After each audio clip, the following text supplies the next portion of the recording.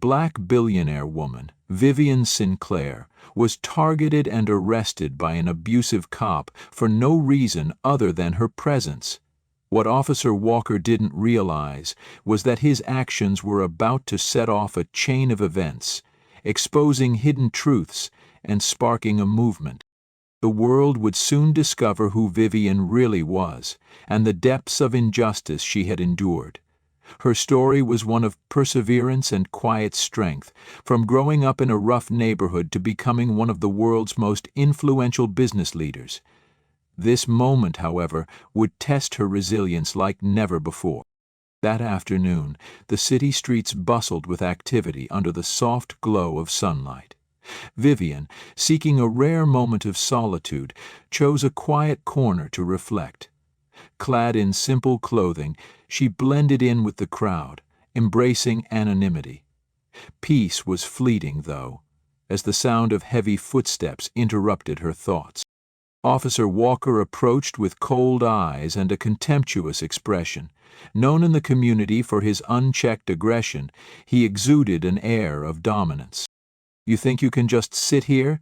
His tone was sharp, almost mocking. Vivian met his gaze without flinching. Her silence seemed to provoke him further.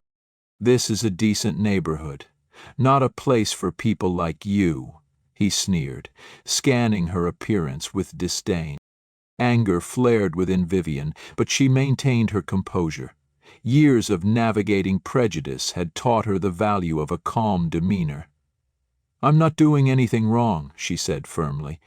"I'm just sitting here." Walker's smirk deepened, his sarcasm dripping. "You don't seem to understand how things work around here. I decide what's right and wrong, and you sitting here is wrong." The tension between them thickened. Vivian refused to let him intimidate her, but she knew the risks of escalating the encounter. Her voice remained steady. "You have no right to tell me I can't sit here." Walker's expression darkened. "You think you're smart, huh?" He stepped closer, his hand hovering near his gun belt in an unspoken threat. "Maybe you need a lesson in respecting the law." Vivian's heart raced, but her resolve didn't falter. She had faced countless challenges in her life, but the threat in Walker's eyes was chilling. His presence loomed larger as he demanded, "Stand up."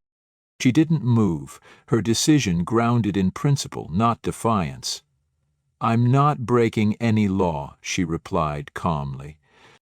Walker's patience snapped. Leaning in, he hissed, "Who do you think you are? You think you're untouchable? Anyone can be dragged to the station if I see fit." When she didn't answer, his frustration boiled over. He shoved her shoulder, making her stumble.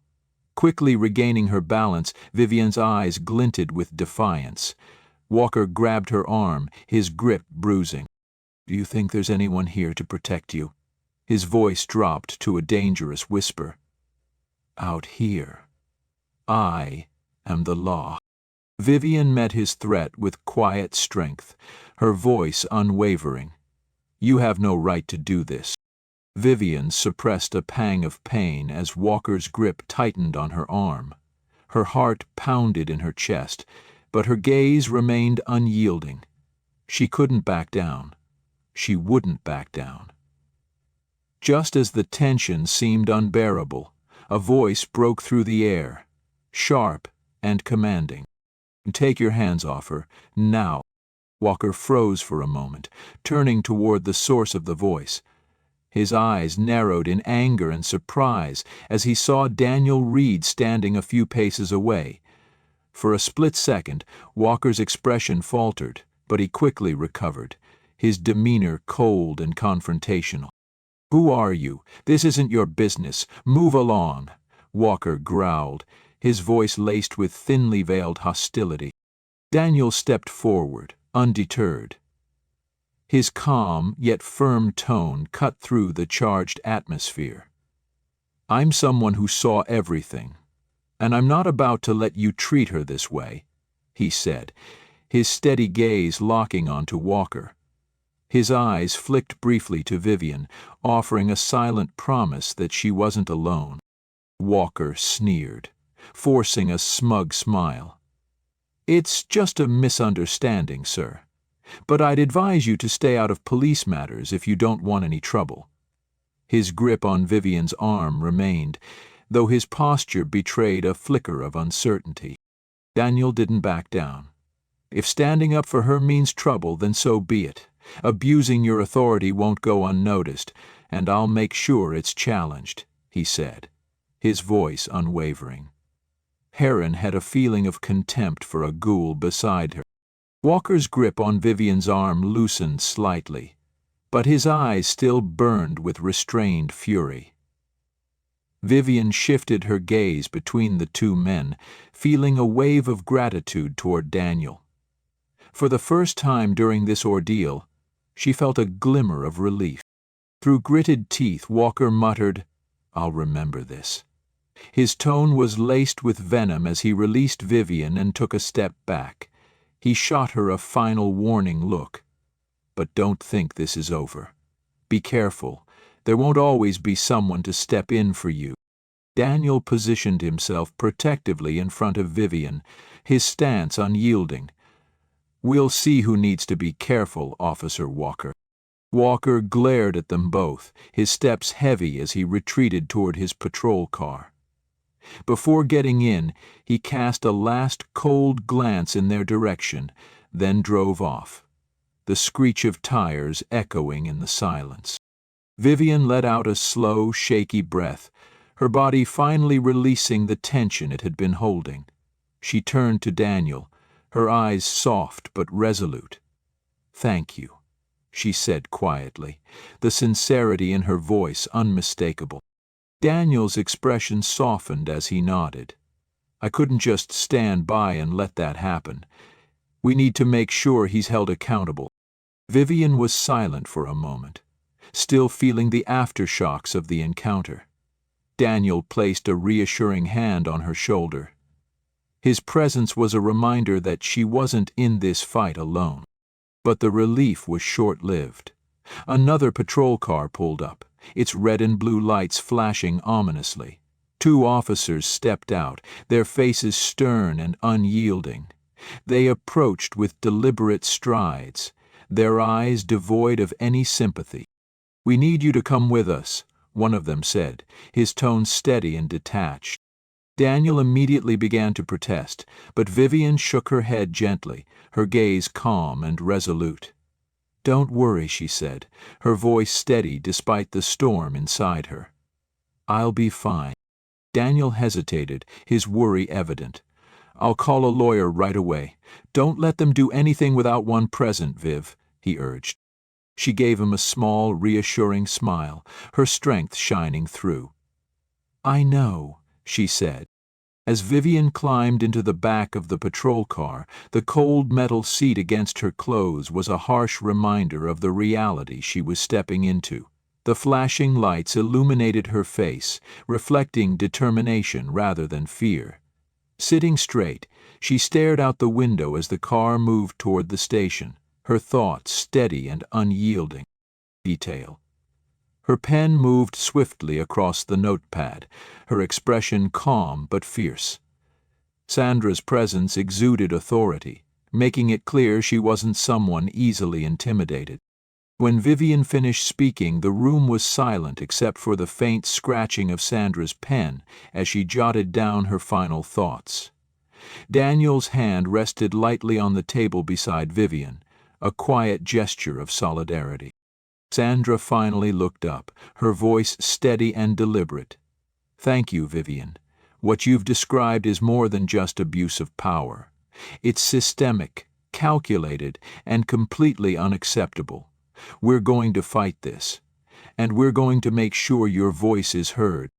Vivian nodded, her resolve solidifying with Sandra's words.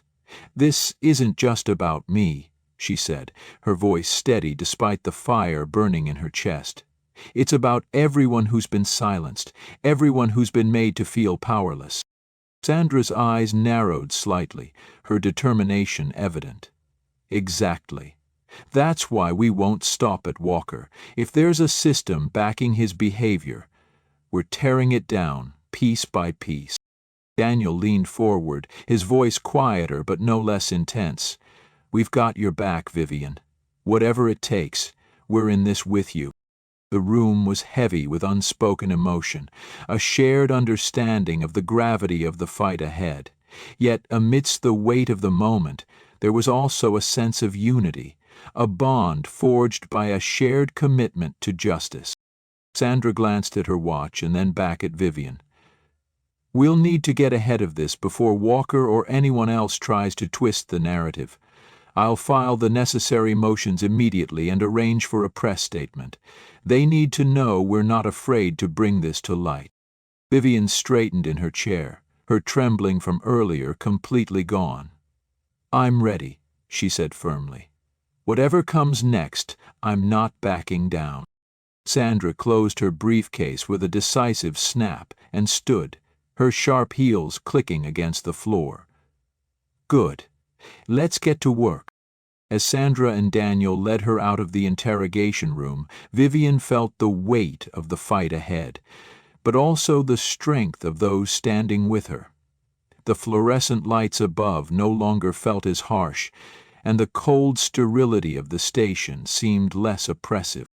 This was just the beginning, and Vivian was ready to see it through. Placed the file on Vivian's desk, flipping it open to reveal a stack of documents. "The department's lawyers have already started their counterattack," Sandra began, her tone serious. "They've issued statements denying any wrongdoing and are framing this as a case of misunderstanding and overreaction. Walker's record has been scrubbed clean in the official files. They're preparing for a full-blown PR war." Vivian leaned forward, studying the documents with a steely gaze. "So they're covering for him. This isn't surprising," she said, her voice steady. "But it doesn't change the truth. We just need to make sure the evidence speaks louder than their lies.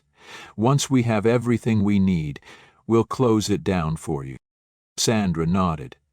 "I've also been in touch with a few of Walker's past victims. Most of them are afraid to come forward, but one woman is willing to testify anonymously.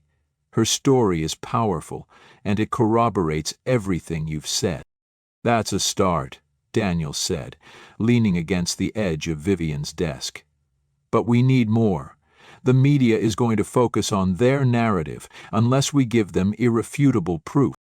Vivian sat back in her chair, her fingers lightly drumming the desk. "Then we dig deeper, find witnesses, footage, anything that can show Walker's pattern of abuse, and we push back against their narrative with the truth." Sandra smiled faintly, her admiration for Vivian's resolve clear. "I've already started reaching out to community organizations and civil rights groups. We'll build a coalition around this.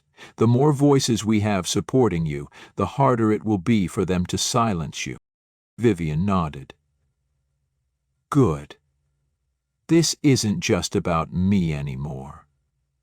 It's about everyone who's been through what I have, and worse. If they want a fight, we'll give them one they won't forget." Sandra closed the file and crossed her arms. "Then let's move quickly. I'll finalize the press statement and gather more evidence. Daniel, I need you to stay on top of security. The more public this gets, the more risks Vivian will face." Daniel straightened, his jaw tightening. "Already on it. I'll make sure she's safe." Vivian glanced between them, a wave of gratitude washing over her. "Thank you, both of you. I know this won't be easy, but with your help, we'll see this through." Sandra and Daniel exchanged a look of shared determination before leaving Vivian's office to continue their preparations. Alone again, Vivian turned her gaze back to the window. The sunlight seemed brighter now, a reminder of the clarity and purpose driving her forward.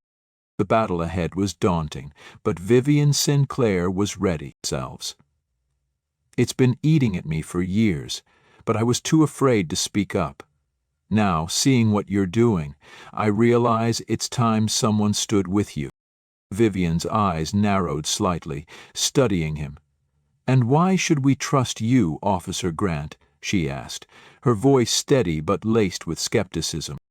Grant nodded, as though expecting the question. You shouldn't, not yet, but I have proof. Reports Walker manipulated, complaints he buried, even recordings of him threatening people into silence. He glanced around nervously, lowering his voice. If you're willing to fight him, I'll back you. I just need assurances my career and my safety won't be the collateral damage. Sandra stepped closer, her sharp eyes fixed on Grant. If what you're saying is true, this could turn the case in our favor. But you understand, Officer Grant, aligning yourself with us means putting yourself in the line of fire. Grant straightened, his jaw tightening. I know, but enough is enough. Daniel, who had been silent until now, crossed his arms and tilted his head toward Vivian. What do you think, Viv? He's taking a risk coming here, but this could be the break we need. Vivian considered for a moment, then met Grant's gaze. If you're serious about helping, we'll protect you as much as we can. But this fight isn't just mine. It's for everyone Walker has wronged. Are you ready for that kind of responsibility? Walker scowled, and her confidence drew. Grant nodded firmly. I am.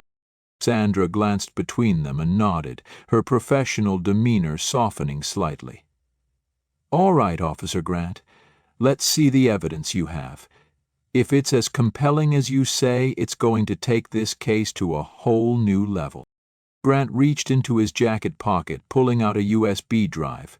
It's all here. Copies of everything I've collected over the years. Walker doesn't know I kept backups.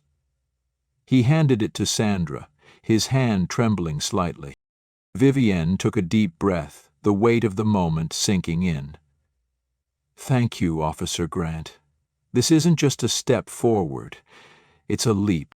Grant gave her a small, earnest smile. No, Miss Sinclair. Thank you. You're giving people like me the courage to do the right thing. Sandra secured the USB drive in her bag, her mind already racing with strategies for how to incorporate this new evidence. We'll review everything immediately. If it checks out, we'll escalate this case faster than they can prepare for. As Grant turned to leave, he paused. One more thing, he said, his voice quieter. Be careful. Walker's not just corrupt. He's dangerous. He doesn't like losing. Vivian nodded, her expression resolute. Neither do I. With that, Grant walked away, leaving Vivian, Daniel, and Sandra standing in the lobby. The stakes had just risen, but so had their determination. They exchanged a glance, the unspoken agreement clear. This fight was far from over, but they were ready for it. Chance to defend themselves. Today we seek accountability, not just for what was done to her, but for everyone who has been silenced under the weight of corruption and fear. The room fell silent as Sandra's words resonated, creating an air of anticipation. She stepped back, allowing the court proceedings to begin, and the prosecution team began presenting their evidence. Vivian sat quietly, her posture straight, exuding calm determination despite the knots tightening in her stomach. Each piece of evidence laid bare the reality of Walker's actions. Internal complaints dismissed, records altered, and voices silenced. The USB drive provided by Officer Grant proved to be a critical turning point, offering irrefutable proof of Walker's abuse of power. Walker's lawyers fought fiercely, trying to discredit every claim. They attempted to paint Vivian as a privileged billionaire exploiting the system for her own gain. But each time they tried, Sandra countered with precision, dismantling their arguments with the weight of facts and the testimony of those like Grant who had come forward. When Grant took the stand, the room held its collective breath. He spoke with conviction, recounting what he had witnessed and the fear he had lived under for years. His words were raw and genuine, leaving no doubt about the truth of his testimony. "I stayed silent for too long," he admitted, his voice steady but heavy. "But seeing Miss Sinclair fight back gave me the courage to finally do what's right." As Grant stepped down, Vivian felt a swell of gratitude and respect. She knew how much courage it had taken for him to speak out, and his words added a powerful layer to their case. When it was finally her turn to testify, Vivian rose and approached the stand. The courtroom seemed to shrink around her, the intensity of the moment pressing down on her shoulders. She took a deep breath, meeting the eyes of the jury and the gallery. "I'm not here because I want attention," she began, her voice clear and unwavering. "I'm here because people like Walker believe they can act without consequence, that their power places them above accountability. I've built my life on hard work and resilience, but no amount of success makes me immune to the abuse of power. What happened to me is not unique. It happens to countless others who don't have the resources or platform to fight back. I'm standing here today not just for myself, but for every person who's been dismissed, ignored, and mistreated." Her words hung in the air, a quiet power emanating from her presence. Even those skeptical of her intentions couldn't help but feel moved by her sincerity. As the trial continued, it became clear that the tide was turning. Walker's composed facade began to crack as the evidence mounted against him. The courtroom buzzed with the energy of a shifting narrative, one that no longer favored the powerful but sought justice for the wrong. When the session adjourned for the day, Vivian walked out of the courtroom flanked by Sandra and Daniel. The crowd outside had grown, their chants of support echoing in the evening air. Vivian paused for a moment, looking at the faces of those who had gathered. Strangers, united by a common hope for change. "We're not done yet," Daniel said quietly, placing a reassuring hand on her shoulder. "No," Vivian replied, her voice filled with quiet strength. "But we're getting closer." Of conviction. Officer Walker is not on trial because of a simple mistake. He is here because of deliberate actions that have harmed the lives of those he was sworn to protect. We owe it to the victims and to the integrity of our system to hold him accountable. The courtroom remained still, the weight of her words settling over everyone present. Sandra returned to her seat, her confidence radiating as the prosecution continued its case. They introduced new evidence, including official records and testimonies from others who had witnessed Walker's behavior. Each piece added another layer to the narrative, painting a clear picture of systemic abuse. Vivian watched the jury closely, noting their changing expressions. Some leaned forward, their eyes narrowing as the evidence unfolded, while others exchanged glances, their faces marked by disbelief and concern. Vivian watched the jury closely. Walker's defense team tried to poke holes in the case, but their arguments felt increasingly strained.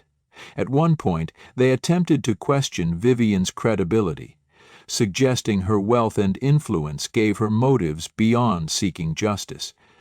But when Vivian was called to the stand, she faced their questions with grace and unflinching honesty. "Miss Sinclair," the defense lawyer began, his tone sharp, "isn't it true that your position affords you certain privileges that the average person doesn't have?"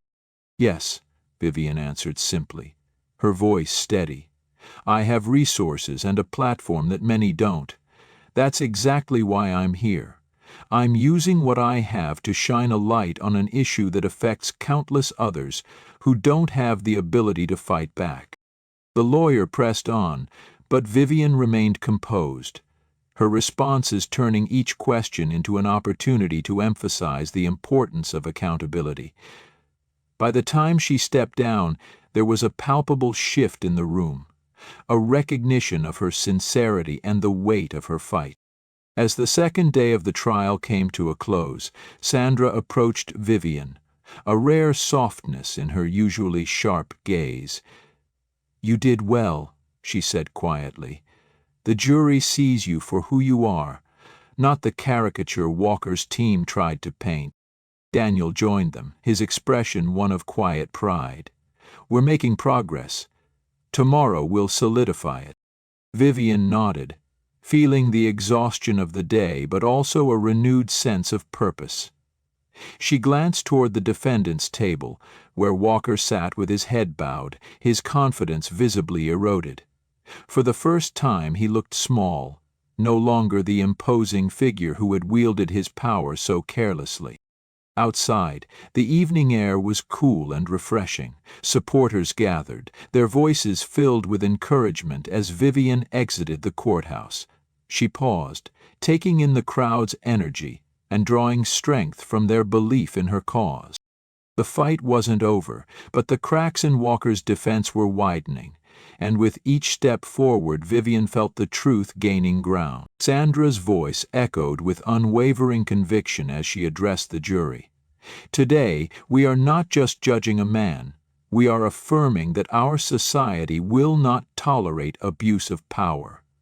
Her words cut through the tension in the room, each syllable seeming to breathe new life into the proceedings. The jurors, faces a blend of emotions, spoke volumes of their resolve. On the other side, Walker's attorney, once confident, now appeared far less certain. The defense lacked the sharpness it had started with, presenting counter-arguments that didn't seem to hold up against the weight of the truth. Then came the moment when the jury was sent to deliberate. Each second stretched, longer than Vivian had ever felt them. The wait seemed endless, every tick of the clock echoing in her mind.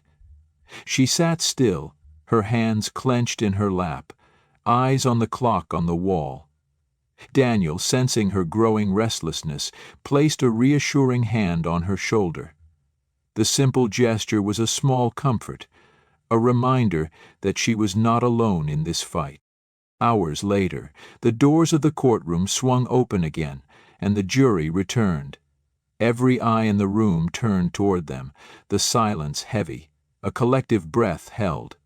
The foreman stood, a piece of paper in his hand, and the tension in the room was palpable. "We, the jury, find the defendant, Officer Bryce Walker, guilty on all counts." The moment those words left his mouth, the courtroom erupted. A wave of applause rippled through the crowd, interspersed with sighs of relief and emotional murmurs. Vivian felt her body relax for the first time in what seemed like forever. The boulder that had weighed on her chest was finally gone. She looked at Sandra, who wore a small but satisfied smile, and then at Daniel, whose eyes were shining with pride. Outside the courthouse, the atmosphere was electric. The crowd had been waiting for this moment, and as Vivian stepped out, the roar of support enveloped her. Applause rang out like the sound of crashing waves. Supporters surrounded her, faces filled with admiration and emotion. Flashbulbs from cameras flashed constantly, capturing a moment that would become part of the city's history. A young reporter, her voice trembling with emotion, stepped forward, microphone in hand. "Miss Sinclair, is there anything you'd like to share with everyone?" she asked, eager to hear Vivian's thoughts. Vivian paused for a moment, taking a deep breath. Her eyes scanned the crowd, her heart swelling with gratitude. She stepped forward, her voice clear and steady as she spoke. "Today we proved that justice isn't a privilege, but a right for everyone. This isn't just my victory, it's a victory for everyone who's been overlooked, dismissed, and unheard. I hope that from now on, no one has to fear speaking up." Her words were met with an outpouring of applause, the sound washing over her like a wave of affirmation. Vivian felt a sense of relief and joy flood her heart, but also a deep sense of responsibility. She turned to Daniel and Sandra, both smiling at her, not just with pride in the victory, but with a quiet acknowledgement that this moment was just the beginning. The work was far from over, and she knew that she would soon be back in the scattering events. The beginning of the truth season. After the congratulations from supporters and well-wishers, Daniel pulled Vivian aside to a quieter corner. He looked at her with warmth and admiration. "You did it, Vivian," he said softly, his voice full of emotion. "You've changed more than you realize." Vivian smiled, her eyes reflecting hope for the future. "We did it," she replied, her voice steady, but full of gratitude. "But this is just the beginning. There's so much more to do to make sure justice is upheld." Sandra, hearing Vivian's words, approached with a look of pride in her eyes. "We'll keep fighting," she said, the certainty in her voice leaving no room for doubt. "That's one thing I know for sure."